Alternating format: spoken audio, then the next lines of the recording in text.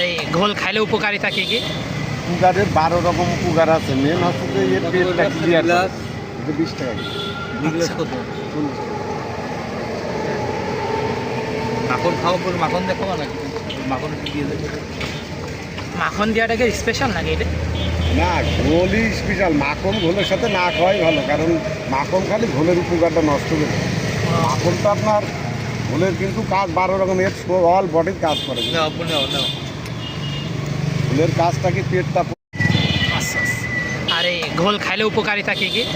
উপকারের 12 রকম উপকার আছে। মেন হচ্ছে যে এর পেটটা ক্লিয়ার করে। এটা 20 টাকা করে। গ্লাস কত? 40 টাকা। মাখন খাওয়া পরে মাখন দেখাবো নাকি? মাখন একটু দিয়ে দেবে। মাখন দেওয়াটাকে স্পেশাল নাকি এটা? না, ঘোলই স্পেশাল। মাখন ঘোলের সাথে না খাওয়াই ভালো, কারণ মাখন খালি ঘোলের উপকারটা নষ্ট করে দেয়। মাখনটা আপনার ঘোলের কিন্তু কাজ 12 রকম, এর অল বডির কাজ করে। নাও আপু, নাও নাও।